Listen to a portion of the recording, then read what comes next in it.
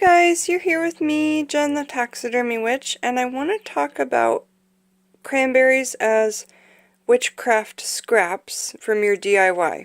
For instance, this string that I've made for my YULE tree, my living indoor YULE tree, and I'll also be using pieces of this and pieces of these for my YULE log. Now, the ones that were squishy, that were, too soft to string because they would have rotted, they would rot. These ones all had a very firm shell all the way around, and I checked that by squishing just the outside all the way around and making sure. This one seems to be a good one. I'd string that. Let me show you. This one, it's firm all the way around again. I'm not pushing any dents with my fingers. This one is immediately, I'm able to kind of squish it with my fingers, and it even goes to a point of cracking. So these are the ones that I put in this pile for dehydrating. And if you don't have a dehydrator, what you could do, that one's a good one, what you could do is, see how squishy this one is? Like a grape? Yeah, that's a no-go. You just put them in your oven at a very, very, very low heat. And when you have these, or if you were in a climate where there's cranberries and sunshine at the same time, you could try and sun dry them. Of course you could.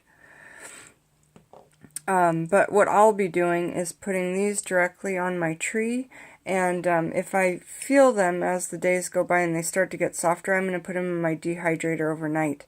But for now, I'm just going to keep these all to the side for other kinds of witchcrafts that call for cranberries. So we remember reading that cranberries are both amazing for health, so restoring any health, and for protection.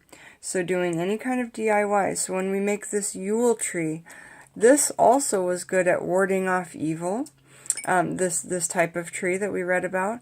And then, so when I make my YULE logs for my family members for Christmas time, I'm going to be using some of these fresh cranberry strings, as well as some of these branches and all of that.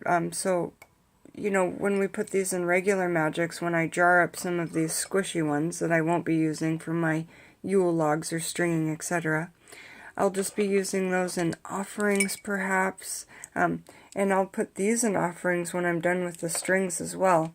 If I can dry them out so I can use them again every year, I'll do that, but if for some reason they become just perishable this year, I'll end up doing it for an offering. Why did I string these without juniper berries this time? Well, because it was quite hard to do the stringing, and it was taking so many minutes and hours, and I want to get more videos out today before I go to work. I wanted to add another thing you can do is every day you can feed your living Christmas tree an offering, of a copper penny, or any kind of monies really. You could feed it seeds, you could feed it anything for an offering, little flower buds, but I just wanted to share with you guys that's what I am up to here in my little room. Thanks for joining me, Jen the Taxidermy Witch, and we've got some herbalism videos coming up, so make sure to come back for those. This is what's next in line, guys. I will see you soon. Happy upcoming Yule. These just look so, so beautiful together, don't they?